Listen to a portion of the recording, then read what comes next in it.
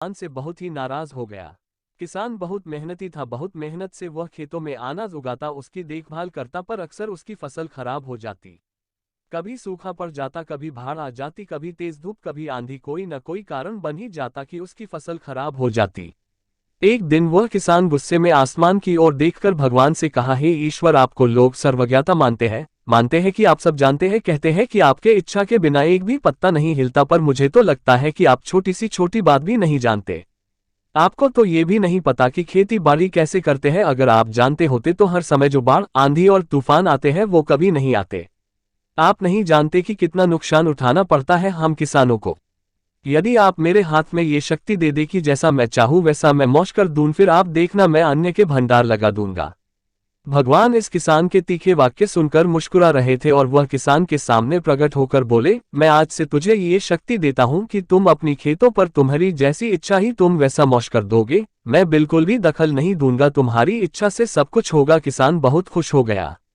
किसान ने गेहूं की फसल अपनी खेतों में बोई। जब उसे लगा कि खेतों को धूप चाहिए तो खेतों को धूप मिले, जब पानी बरसना चाहिए तभी पानी बरसा, आंधी तूफान बाढ़ कुछ भी उसने अपने खेतों पर आने नहीं दिया। किसान के खेत में इस वर्ष ऐसी फसल हुई जैसी कभी नहीं हुई थी।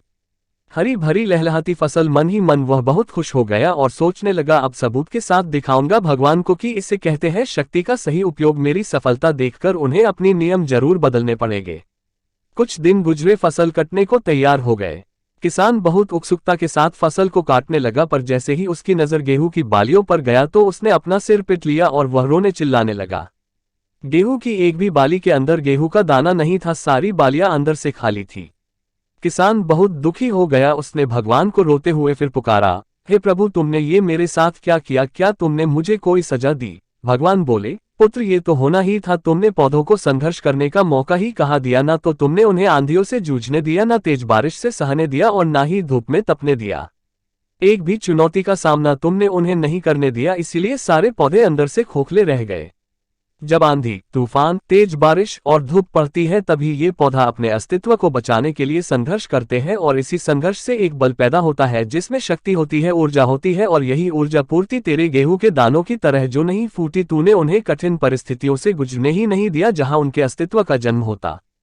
सारे बालियां इसलिए खाली है, इसमें एक भी गेहूं का दाना इसलिए नहीं है क्योंकि तुमने अपने पौधों को संघर्ष कराया ही नहीं।